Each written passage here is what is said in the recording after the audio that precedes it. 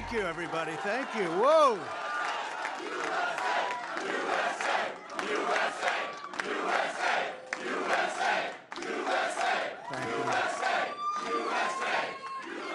Well, I want to thank everybody. This is a fantastic state.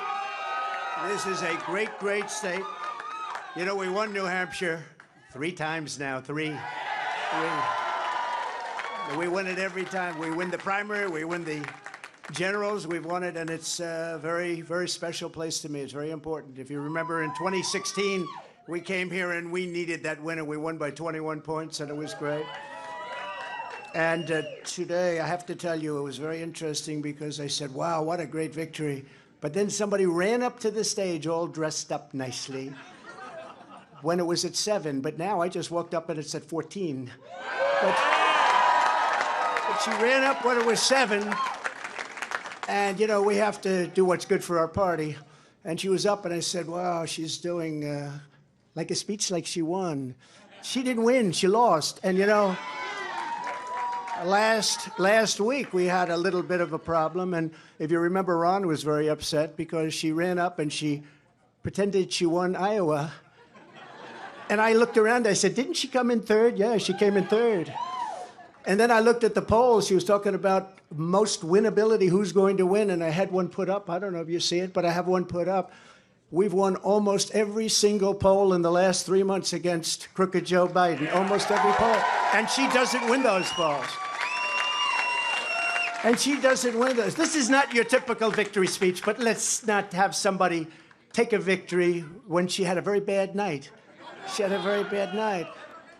And you have the now very unpopular governor of this state. This guy, he's got to be on something. I've never seen anybody with energy. He's like hopscotch. And, you know, I'm watching this guy, and 2 weeks ago, he said, we're going to win in the landslide, we're going to win. About 3 days ago, he started saying, well, we want to do well. That's a big difference. But I walked out just now, we're 14 points up, and I don't know what it's going to be. But when she was up here, it was like 6 or 7. And, you know, with like 7% of the vote counted.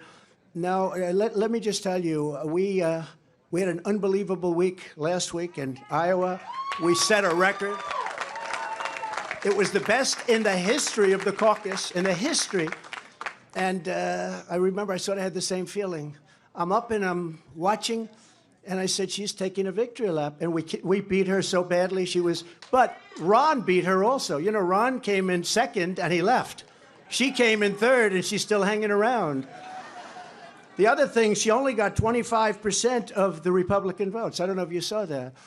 Tremendous numbers of independents came out because in this state, because you have a governor that doesn't frankly know what the hell he's doing, in this state, in the Republican primary, they accept Democrats to vote. In fact, I think they had 4,000 Democrats before October 6th. They already voted. Now, they're only voting because they want to make me look as bad as possible. Because if you remember, we won in 2016. And if you really remember, and if you want to play it straight, we also won in 2020. By more.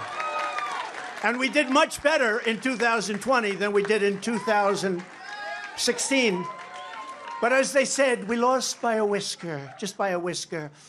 No, but we can't let that happen. You know, you have to have people that speak up. I said, I can go up and I can say to everybody, oh, thank you for the victory, it's wonderful, or I can go up and say, who the hell was the imposter that went up on the stage before and, like, claimed a victory? She did very poorly, actually. She had to win. The governor said, she's going to win, she's going to win, she's going to win. Then she failed badly. Now, I have here, if he promises to do it in a minute or less, but the only person more angry than, let's say, me, but I don't get too angry, I get even,